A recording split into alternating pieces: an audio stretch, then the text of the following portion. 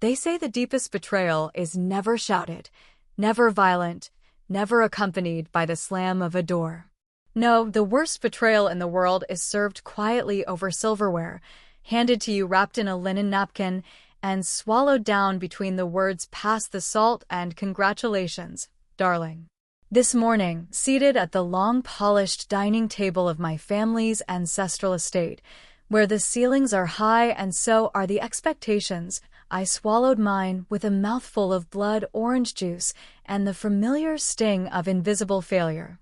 The house was still soaked in silence, that heavy, rehearsed hush that descended every morning before the day officially began.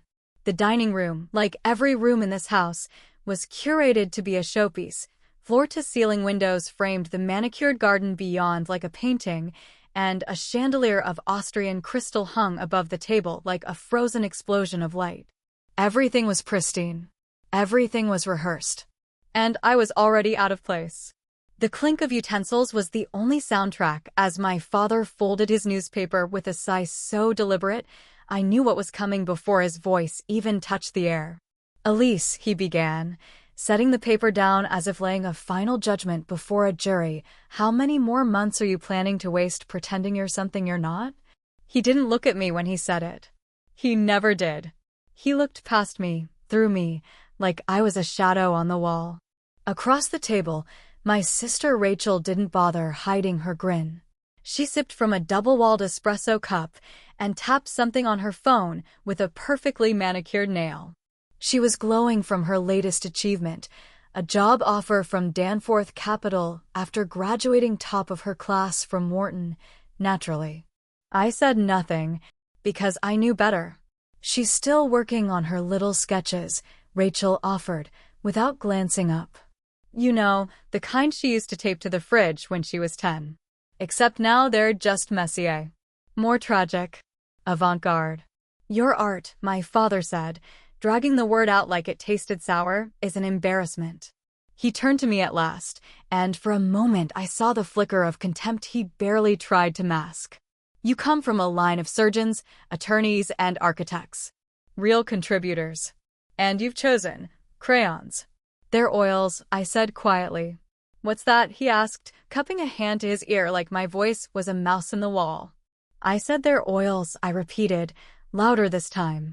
"I work with oils." That was a mistake. My mother, who until now had been delicately slicing into a poached pear as if dissecting a cadaver, lowered her fork with theatrical grace. "So sensitive," she muttered. "You always were. Just like when you used to cry if we looked at your paintings the wrong way." "She still does," Rachel added with a chuckle. "Remember that time Dad said her cell portrait looked like a bruised peach? She locked herself in the bathroom for an hour." They laughed. My stomach churned. "Rachel," my father said proudly, "has been invited to sit in on investor strategy sessions already. Do you have any idea what kind of responsibility that is?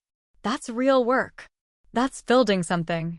She's making deals while you're making messes on canvas." I could feel the blood rushing to my face, but I forced myself to sit still. My eggs sat untouched. My hands itched to grip the sketchbook I'd hidden beneath the table, the one I carried with me always like armor. "You could have been anything," my mother added, shaking her head. "A professor. A consultant. A lawyer. But you insisted on becoming a starving cliché." "Better than a soulless banker," I snapped before I could stop myself. The silence that followed was instantaneous and absolute. My father's eyes narrowed. My mother drew in a sharp breath, as though I'd slapped her. Rachel raised her phone and took a photo of her cappuccino foam, utterly unfazed. "You will apologize," my father said, voice a dagger cloaked in velvet. I stood. "No," I said. "Not this time." "Elise," my mother warned, her voice soft but lethal, "you do not raise your voice in this house." "I didn't raise it," I said, calmer than I felt. "But maybe I should have. Maybe I should scream." Rachel gave a snort of laughter. "Here we go. The tortured artist monologue. Please, do go on. It's always so expressive." I looked down the table at the three people who shared my blood but not my soul. My parents, immaculate in their silk and smugness. My sister, the golden child, draped in corporate success like a designer trench coat. And me, the anomaly, the misfit, the one who didn't belong in this museum of performance and pretense. "You know what?" I said, stepping back from the table. "Keep your compliments for Rachel. Keep your scorn for me. I've had my fill." "Elise, sit down," my father ordered. But I didn't. I walked out of that dining room like it was a battlefield I no longer had any desire to win. I didn't slam the door. That would have given them too much satisfaction. I closed it softly, deliberately, like the closing of a chapter one would never reread. Down the hall, past the portraits of dead relatives in oil and gilt, past the grand piano I hadn't touched since they told me music wasn't a real career either, I made my way to the back of the house. The morning light cast fractured shadows across the floor as I descended the garden steps toward the converted gardener's shed I now called my studio. Inside, it smelled like turpentine, gesso, and lavender, the only three things in the world that still felt like mine. Canvases leaned against every surface. Some were finished, some in chaos, but all of them spoke louder than I ever could at that table. I dropped my sketchbook on the table and stared at the blank canvas before me. I could still hear my father's voice echoing in my head. "You're a disgrace. Be more like your sister." The words burned. But beneath the burn was something sharper, something harder. Resolve.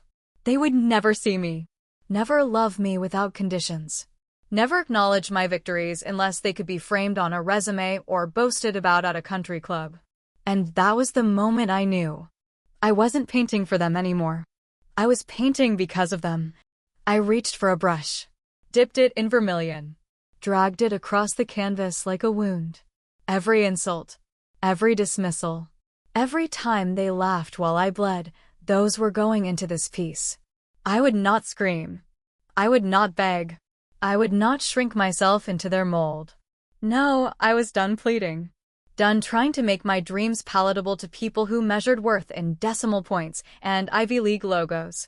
I was going to make something that bled, something that burned, something that whispered, "Watch me," in the dark corners of their conscience.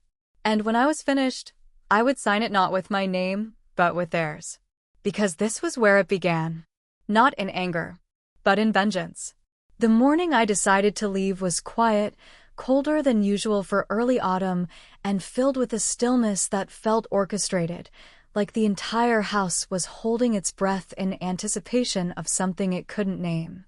I had woken early, not out of urgency or fear, but from the clarity that follows when pain finally calcifies into certainty. There was no longer a question in my mind about what needed to be done. I wasn't leaving because they pushed me out.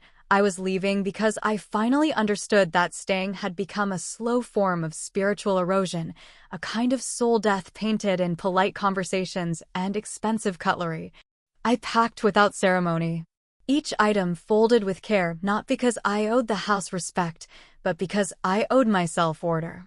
Every pair of jeans, every paint-streaked t-shirt, every sketchbook filled with fragments of a version of me they would never recognize, into the suitcase they never thought I would have the audacity to use to disappear. I didn't cry. There were no shaking hands, no trembling lips, no last-minute glances around the room I grew up in. That space had stopped feeling like mine the day I realized love here came with performance metrics and the constant weight of comparison.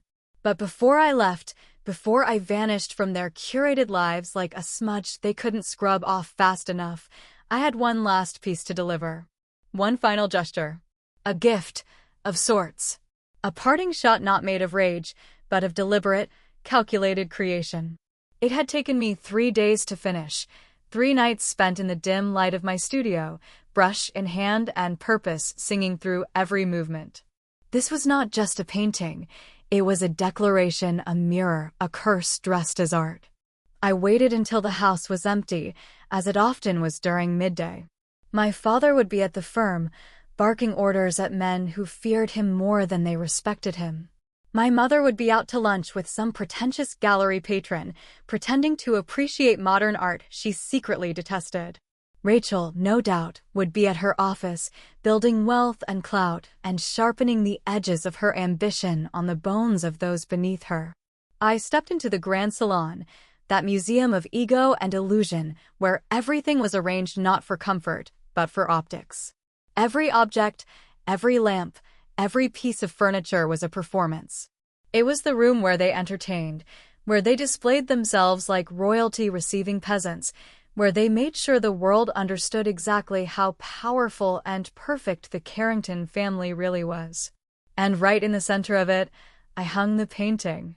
It was massive, nearly 6 feet across and 4 feet high. The frame, a dark, matte black that sucked in light, had been intentionally chosen to make the colors within appear more violent, more alive. The canvas itself was chaos and control blended in oil. At first glance, it looked like a classical family portrait, the kind that lined the halls of old European estates. But the longer you stared, the more your eyes betrayed you.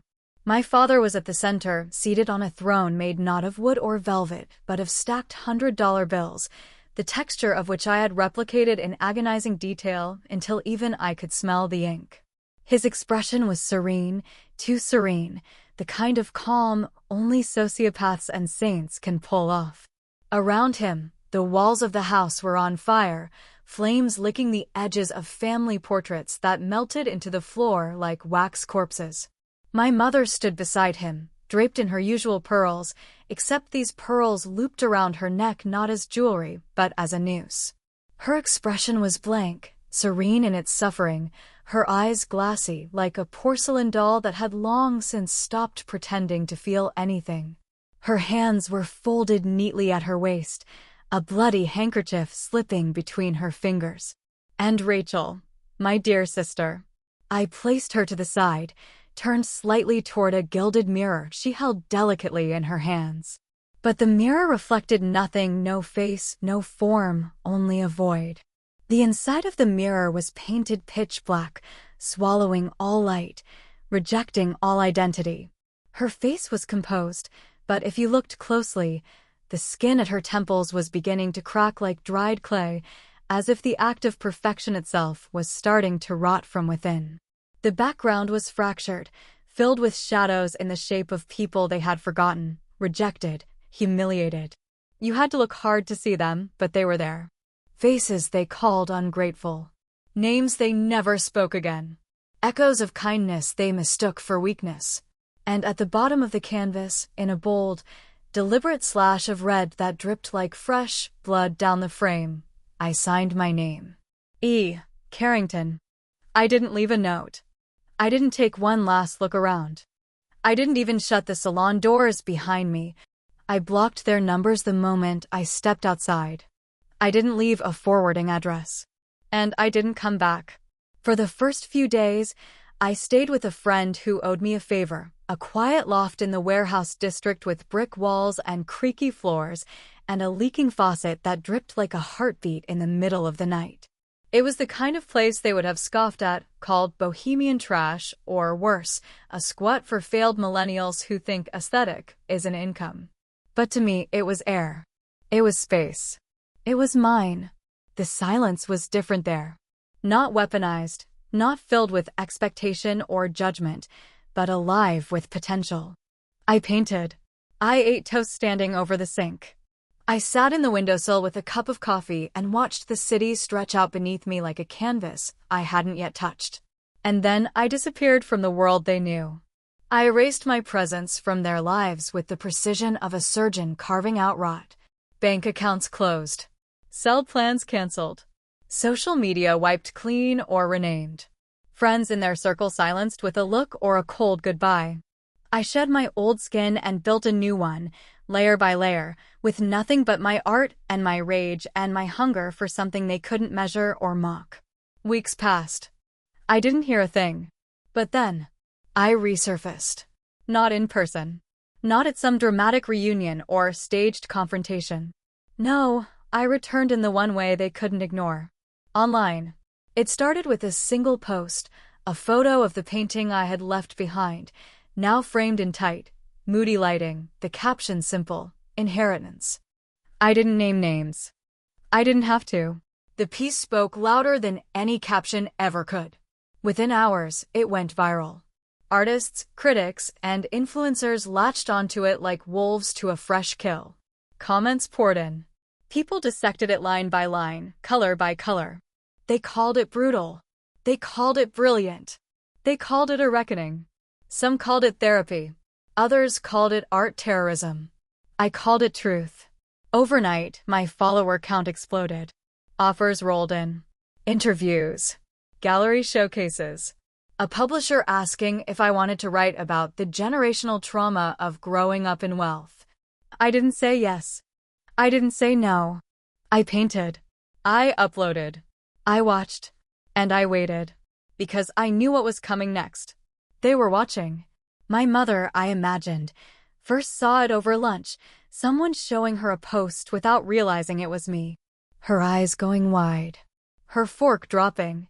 My father would have seen it later, in a boardroom, passed across a phone by a junior analyst whispering, "Sir, isn't this?" Rachel, no doubt, saw it first, before anyone else, and said nothing. She wouldn't panic. She would strategize. She always did. But they would all know it was me. They would know because that painting wasn't just art. It was a mirror. And now the whole world was looking in. I didn't expect it to explode like that. Not in that way. Not so fast. Not so loud. I had spent so many years whispering into a void, my voice disappearing into silence padded with silk and disdain, that I never imagined what it would feel like when the entire world finally leaned in to listen. But when my painting, hit the right eyes in the right place, something happened that no one, especially not my family, could have predicted. Not even me. It started innocently enough. Or so I thought. A curator from a mid-sized but well-connected gallery had been at the group show that night, her eyes sharp and unreadable behind round tortoiseshell glasses. She'd studied my piece for a long time, longer than anyone else, long enough to make me feel uncomfortable under her gaze, even though I had no idea who she was at the time. She didn't say much when she approached me, just handed me a card that smelled faintly of cedar and said, "This deserves a wall of its own." And then she walked away. I thought it was a compliment. I didn't realize it was a warning shot. 2 days later, the House of Hollow Glass, as I had officially titled it, was given a solo spotlight in an exhibition called Inheritance Reimagined, and within 48 hours, my name was being whispered in galleries from Berlin to Brooklyn. Across smoky dinners and crystal-laden charity galas, as critics and collectors alike tried to understand who I was, where I had come from, and what kind of storm I was about to unleash across the art world. The reviews came fast. And they were brutal in the best possible way. Hauntingly brilliant, one wrote. A violent masterpiece of familial rot, declared another. Elise Carrington is not painting from emotion. She is painting from the scorched aftermath of emotional starvation, a third said, calling the piece as precise as a surgeon's cut and twice as devastating. And with each headline, with every article dissecting brushstroke and metaphor, I felt a piece of my past fracture under the weight of revelation. They had no idea what they were inviting in. They thought they were praising a painting. They didn't know they were excavating a grave. At first, I watched the chaos unfold with a strange detachment, as if I were observing someone else's reckoning. People began reaching out to me directly, gallery directors, auction houses, private collectors offering obscene amounts of money for the piece I had once considered my own private scream. I ignored most of them, not out of arrogance, out of preservation, because I knew the real storm hadn't started yet. It came, inevitably, with the media. Journalists, bloggers, cultural critics. They started digging. And they found the story behind the canvas far more addictive than the paint on it. Who was the woman who painted the House of Hollow Glass? Where did she come from? Why did she disappear from her wealthy family with no explanation? And what was this mysterious Carrington estate that inspired a work now being compared to the darkest pieces of Francis Bacon and Egon Schiele? Once someone connected the name Carrington to the financial empire my father spent 30 years cultivating, it was over. The wolves found the scent. And they came in packs. At first, it was just murmurs. A few awkward calls to the main house line. Some email inquiries from art publications my parents had probably never heard of, asking politely for interviews, for statements, for permission to visit the estate and photograph the room where the infamous painting had allegedly been created. My parents didn't panic immediately. Of course not. They were professionals at control, architects of image and illusion, masters at manipulating perception until the truth bent beneath their narrative. They had built their lives on silence and projection. But this was different. This wasn't a rumor they could squash at a charity event. This wasn't an affair they could bury under a donation to the arts fund. This was everywhere. And I wasn't saying a word to stop it. They didn't hear from me because I had made sure they couldn't. I had blocked them, deleted their numbers, changed mine, locked my accounts behind so many passwords and privacy walls that even if they'd hired a hacker, it would have taken weeks to find me. I wanted them to feel it, the weight, the helplessness, the loss of control. I wanted them to taste what it felt like to be discussed without context, to have strangers dissect you, to be reduced to a symbol in someone else's story, because that's what they did to me. For years, they told the world I was unstable, that I was difficult, that I was sensitive. They framed my ambition as rebellion, my artistry as delusion, my silence as failure. They erased my voice from the family narrative and replaced it with a caricature of the disappointing daughter who couldn't handle the pressure. And now? Now I was the story they couldn't shut down. I didn't leak any secrets. I didn't give any interviews. I let the work speak. And it screamed. Eventually, a reporter from a national magazine managed to get a comment from one of my father's colleagues, a man I remembered vaguely from childhood dinner parties, the kind who always smelled like cologne and condescension. His quote ran in the Sunday spread, "Elise was always emotional." The painting, though? A stunning indictment of upper-class fragility. Brutal, yes, but necessary. That's when the real fallout began. Investors started asking questions. Partners began distancing themselves. Philanthropic boards pulled back, temporarily, from projects attached to the Carrington name. The art world was already buzzing, but now the business world had joined in. Everyone wanted to know more about the House of Hollow Glass. And they wanted to know more about the house itself. Requests started flooding the Carrington estate from photographers, documentary producers, even reality TV scouts. People offered outrageous sums of money for a private tour of the infamous salon where the painting had originally hung. They wanted to see the birthplace of betrayal. They wanted to walk the halls of shame. My parents were horrified. Rachel, predictably, tried to spin it. She gave a statement through a PR rep calling me deeply troubled and insisting the painting was a gross exaggeration of adolescent misunderstandings, a phrase so sterile and arrogant it was practically begging to be roasted online. Which, of course, it was. People tore her apart. "She's holding a mirror and still can't see herself," someone tweeted with a side-by-side image of Rachel and the painting's void-faced sister. The meme went viral.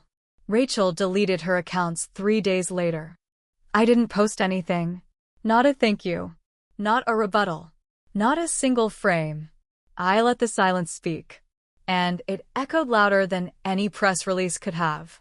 There's a silence that isn't born of peace, but of judgment withheld until the final frame is revealed.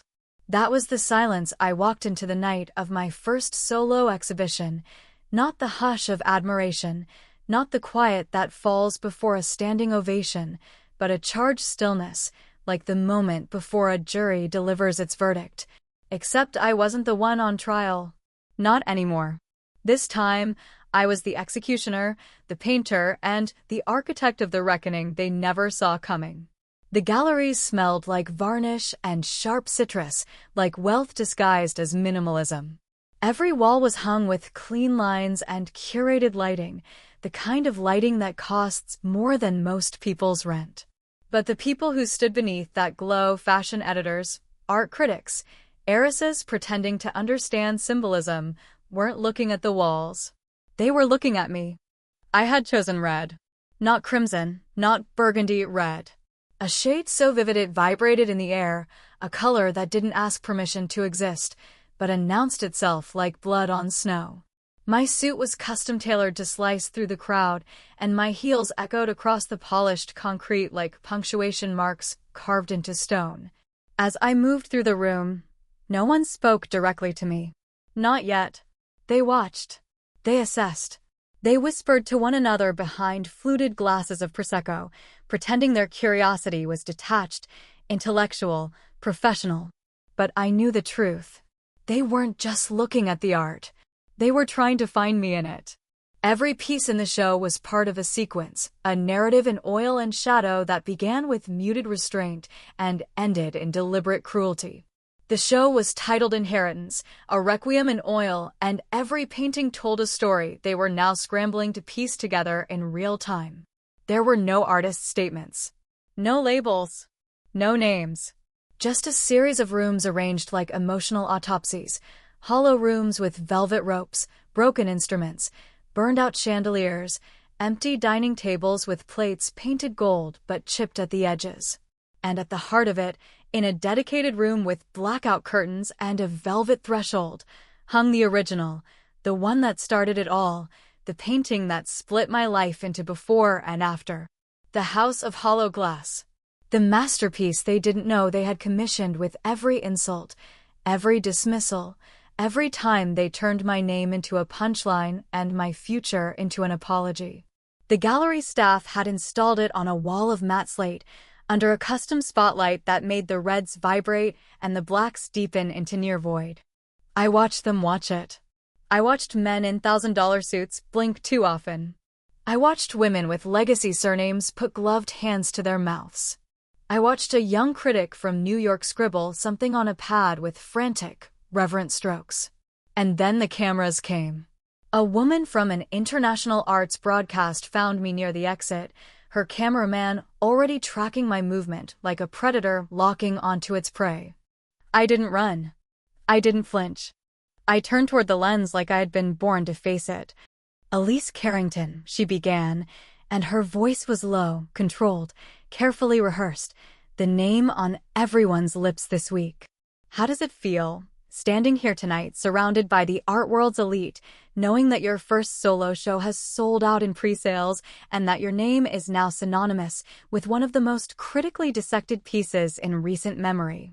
I waited before I answered, not because I needed to collect myself, but because I wanted them to wait for the weight of what was coming.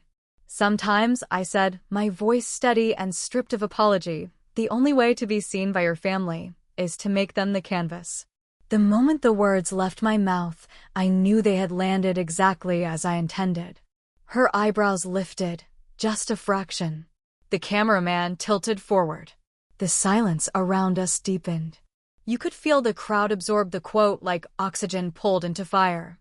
It would be everywhere by midnight. I turned and walked away. And that's when I saw them. They had come. Uninvited. Unwelcome. But not unexpected. I had known they would appear.